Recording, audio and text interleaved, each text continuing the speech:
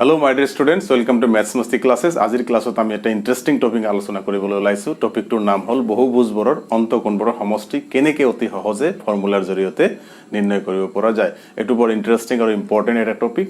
পৰীক্ষাবিলাকত আহে আৰু বিশেষকৈ কম্পিটিটিভ এক্সামবিলাকত এনেকুৱা ধৰণৰ প্ৰশ্ন সচৰাচৰ আহি থাকে।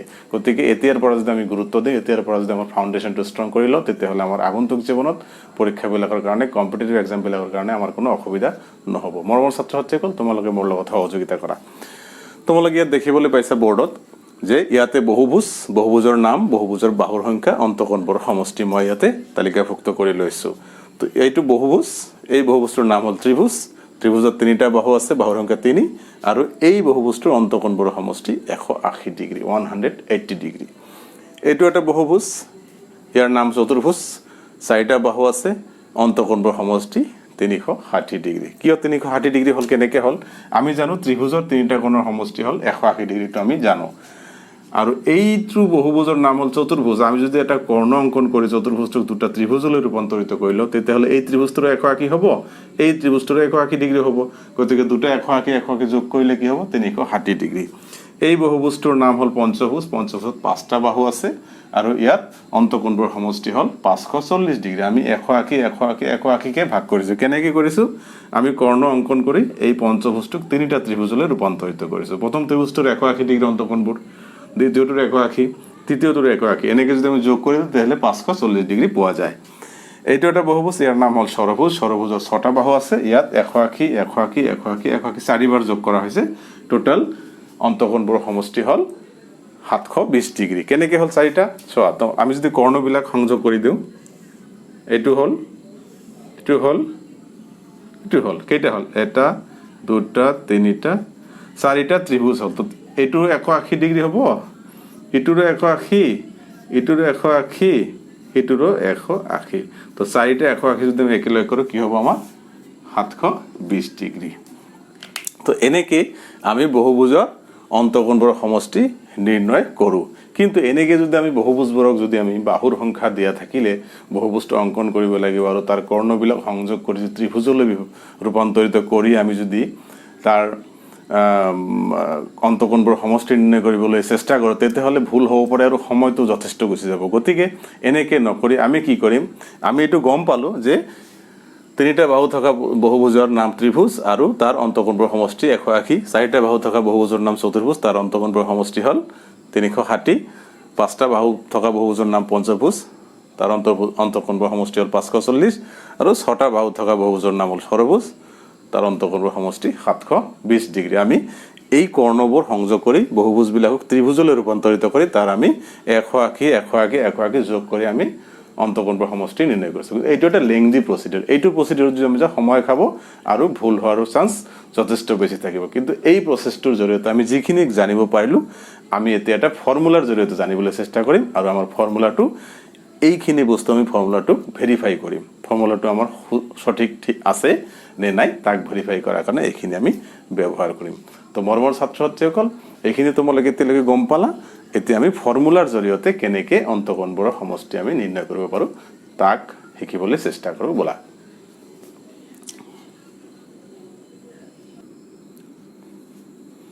ছাত্ৰ ছাত্ৰীসকল, এতিয়া তোমালোকে দেখা পাইছে ইয়াতে যে বহুভুজৰ অন্তঃকোণবোৰৰ সমষ্টি সমান সমান 2n - 4 × 90 ডিগ্ৰী। এই nটো কি? য'ত n বহুভুজৰ বাহুৰ সংখ্যা। যিকোনো বহুভুজ হওক, তাৰ বাহুৰ সংখ্যাটো যদি জনা থাকে, তেতিয়াহ'লে তাৰ অন্তঃকোণবোৰৰ সমষ্টি আমি এই ফৰ্মুলাটোৰ জৰিয়তে অতি সহজে, অতি কম সময়ৰ ভিতৰত আমি উলিয়াই পেলাব পাৰিম। কেনেকৈ পাৰিম তোমালোকে চোৱা। আমি অলপ আগতে শিকিলোঁ যে ত্ৰিভুজৰ অন্তঃকোণবোৰৰ সমষ্টি 180 ডিগ্ৰী, চতুৰ্ভুজৰ অন্তঃকোণবোৰৰ সমষ্টি 360 ডিগ্ৰী, পঞ্চভুজৰ অন্তঃকোণবোৰৰ সমষ্টি 540 ডিগ্ৰী, ষড়ভুজৰ অন্তঃকোণবোৰৰ সমষ্টি 720 ডিগ্ৰী, মানে 720 ডিগ্ৰী। এইকেইটা আমি কি কৰিম? আমাৰ ফৰ্মুলাৰ জৰিয়তে আমি প্ৰমাণ কৰিবলৈ চেষ্টা কৰিম। তেতিয়াহ'লে ফৰ্মুলাটো ভেৰিফাই হৈ যাব। আমি গম পাম যে আমাৰ ফৰ্মুলাটো একচুৱেলি কাৰেক্ট। এতিয়া চোৱা, তোমালোকে চোৱা, এতিয়া ত্ৰিভুজত 3টা বাহু থাকে। আমি এইখিনি কথা এতিয়া প্ৰমাণৰ কাৰণে ৰাখি থৈ দিছোঁ। চোৱা, এতিয়া আমি ত্ৰিভুজৰ ক্ষেত্ৰত আমি প্ৰমাণ কৰিম। এতিয়া আমি এনৰ ঠাইত, তাৰমানে n বাহু বিশিষ্ট বহুভুজ এটা অন্তঃকোণবোৰৰ সমষ্টি আমি জানিব পাৰিম কেতিয়া যেতিয়া আমি তাৰ বাহুৰ সংখ্যাটো গম পাম অৰ্থাৎ n ৰ ভ্যালুটো আমি গম পাম n ৰ মানটো যদি আমি গম পাই যাওঁ তেতিয়াহ'লে তাৰ অন্তঃকোণৰ সমষ্টি এই ফৰ্মুলাটোৰ জৰিয়তে অতি সহজে আমি নিৰ্ণয় কৰিব পাৰোঁ তোমালোকে চোৱা এইবাৰ n কিমান আছে ইয়াতে ত্ৰিভুজৰ ক্ষেত্ৰত n হল 3 এতিয়া আমি বহাম n ৰ জায়গাত 3 বহাই দিম -4 into 90 ডিগ্ৰী কি হয় তোমালোকে চোৱাচোন 2 3 jar 6 -4 into 90 ডিগ্ৰী তো 6 ৰ পৰা 4 মাইনাস কৰিলে 2 হ'ব 2 into 90 degree that means 180 degree n is equal to 3 বহুৱাই পেলাই আমি অন্তঃকোণৰ সমষ্টি কি পালো 180 ডিগ্ৰী তাৰ মানে ত্ৰিভুজৰ ক্ষেত্ৰত আমাৰ ফৰ্মুলাটো ভেৰিফাই হৈ গ'ল তো ছাত্ৰ-ছাত্ৰীসকল নহয়নে বাৰু ইট ইজ ইন্টাৰেষ্টিং ওয়ান তো এনেকৈ আমি এই গোটেইখিনিৰ কাৰণে ভেৰিফাই কৰি ল'ম এতিয়া ত্ৰিভুজৰটো হৈ গ'ল 180 ডিগ্ৰী পালো n ৰ মান 3 বহুৱাই পেলাই তাৰ মানে তিনিটা বাহু বিশিষ্ট বহুভুজৰ অন্তঃকোণৰ সমষ্টি কিমান 180 ডিগ্ৰী আমি আগৰ পৰাই জানো আৰু এতিয়া প্ৰমাণ কৰিও গম পালো এতিয়া আমি চতুৰ্ভুজটো যাওঁ চতুৰ্ভুজ আমি জানো কিমান 360 ডিগ্ৰী কিন্তু n ৰ মান কিমান চতুৰ্ভুজৰ ক্ষেত্ৰত n ৰ মান 4 আমি 4 টো ইয়াতে বহাই দিম সোয়া তোমালোকে ভেৰি ইন্টাৰেষ্টিং এতিয়া কি হ'ব 4 2 গুণ 8 -4 into 90 ডিগ্ৰী কি হল 8 ৰ পৰা 4 বিয়োগ কৰিলে 4 থাকিব আৰু থাকিব 90 ডিগ্ৰী ইনটু হল এতিয়া 4 9 গুণ 36 360 ডিগ্ৰী তো n ৰ ঠাইত 4 বহুৱাই পেলাই আমি কি পালো তাৰ মানে n ৰ ঠাইত 4 বহুৱাই পেলাই অন্তঃকোণৰ সমষ্টি আমি পালো 360 ডিগ্ৰী তাৰ মানে আমাৰ চতুৰ্ভুজৰ কাৰণে আমাৰ ফৰ্মুলাটো শুদ্ধ বুলি প্ৰমাণিত হৈ গ'ল তো ভেৰি ইন্টাৰেষ্টিং আৰু ইম্পৰ্টেন্ট এটো তোমালোকে মনোযোগ দি চাই থকা বহুত কামত আহিব এতিয়া আমি কি কৰিম পঞ্চভুজৰ কাৰণে প্ৰমাণ কৰিবলৈ চেষ্টা কৰো চোৱাচোন 2 into 5 minus 4 into 90 ডিগ্ৰী আমি পঞ্চভুজৰ কাৰণে লিখিছো n ৰ ঠাইত 5 লিখিলো 5 2 গুণ 10 -4 into 90 ডিগ্ৰী এতিয়া 10 ৰ পৰা 4 বিয়োগ কৰিলে 6 থাকে 90 6 9 গুণ 54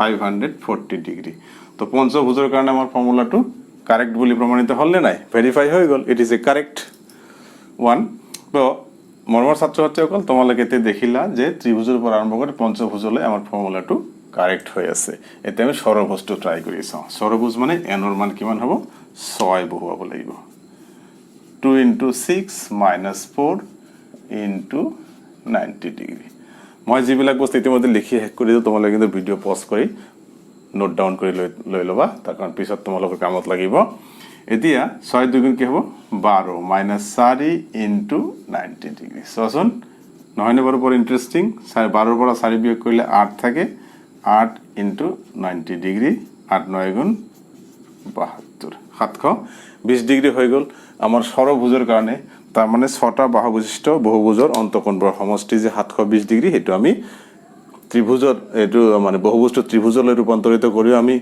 গম পাইছো আৰু এতিয়া আমি ফৰ্মুলাৰ জৰিয়তে গম পালো তাৰ মানে আমাৰ ফৰ্মুলা ভেৰিফাই হৈ গ'ল this formula is verified to be correct one গতিকে তোমালোকে এই ফৰ্মুলাটো ব্যৱহাৰ কৰি যি কোনো বাহু বিশিষ্ট বহুভুজৰ অন্তঃকোণৰ সমষ্টি ইউ চুটকি তোমালোকে উলিয়াই দিবা चुटकी में निकाल सकते हो तो विदिन सेकेंड তোমালোকে চ্যালেঞ্জ দি কবা যে 5 সেকেন্ডৰ ভিতৰত মই যি কোনো বাহু বিশিষ্ট বহুভুজৰ অন্তঃকোণৰ সমষ্টি মই উলিয়াই দিম তোমালোকে এক্সপাৰ্ট হৈ যাবা যিমান বেছিকে প্ৰেক্টিস কৰিবা হিমান বেছি এক্সপাৰ্ট হ'বা গতিকে প্ৰেক্টিস ম্যাক্সিমাম পাৰফেক্ট তোমালোকে গম পোৱা আৰু যিমান কনসেপ্ট ক্লিয়ার হ'ব হিমান কনফিডেন্স বিল্ড আপ হ'ব গতিকে কনসেপ্ট বিল্ডস কনফিডেন্স এটো এটা ইম্পৰ্টেন্ট কোটেশন তোমালোকে মনত ৰাখিবা এইখিনি আমাৰ হৈ গল এতিয়া আমি এক্সাৰসাইজত যাম এক্সাৰসাইজ ক্লাস 8 ম্যাথমেটিক্সৰ এক্সাৰসাইজ 3.1 ৰ কোয়েশ্চন নাম্বাৰ 8 ত কেইটামান বহুভুজ দিয়া আছে তাৰ বাহুৰ সংখ্যা দিয়া আছে এই বাহুৰ সংখ্যা দিয়া থাকিলে অন্তঃকোণবোৰৰ সমষ্টি আমি এই ফৰ্মুলাৰ জৰিয়তে কেনেকৈ নিৰ্ণয় কৰিব পাৰিম ইতিমধ্যে তোমালোকে গম পালা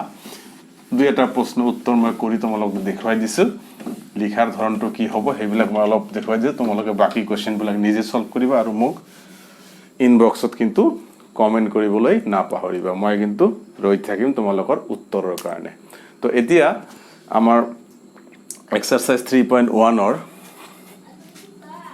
exercise 3.1 or question number 8 or my prothom question to loiso yat কৈছে যে 12টা বাহু বিশিষ্ট বহুভুজৰ অন্তঃকোণৰ সমষ্টি ইয়াত 5টা কোৱেশ্চন আছে তাৰে ভিতৰত মই প্ৰথমটো সিলেক্ট কৰিছো খুব ইজি ইয়াত 12টা বাহু বিশিষ্ট বহুভুজ এটাৰ অন্তঃকোণৰ সমষ্টি নিৰ্ণয় কৰিব লাগে আমি কি কৰিম সলিউশনত আমি যাম সলিউশন ইয়াত n ৰ মান কিমান 12 হৈ গল তো আমি কি জানো এনেকে আমি লিখিব লাগিব লিখাৰ ধৰণটো এনেকুৱা আমি জানো যে বহুভুজৰ অন্তঃকোণবোৰৰ সমষ্টি সমান কি twice n minus 4 into 90 degree তো এইবাৰ twice n এর ঠাইতে আমি কি লিখিম 12 লিখিম minus 4 into 90 ডিগ্ৰী হ'ব এইবাৰ সোয়া এটা 12 দুগুণ 24 minus 4 into 90 ডিগ্ৰী তো 24 পৰা 4 বিয়োগ কৰিলে 20 হ'ব into 90 ডিগ্ৰী এতিয়া কি হ'ব এইটো তো পূৰণ কৰিলে 9 2 গুণ 18 1800 ডিগ্ৰী তাৰ মানে 12টা বাহু বিশিষ্ট বহুভুজ এটাৰ অন্তঃকোণ কেইটাৰ সমষ্টি 1800 ডিগ্ৰী পৰমৰ ছাত্ৰছাত্ৰীসকল তোমালোকে এইটো সলিউশনটো দেখিলা এনেকে বাকি চাৰিটা প্ৰশ্নৰ উত্তৰ তোমালোকে লিখি মোক ইনবক্সত কিন্তু কমেন্ট কৰিবা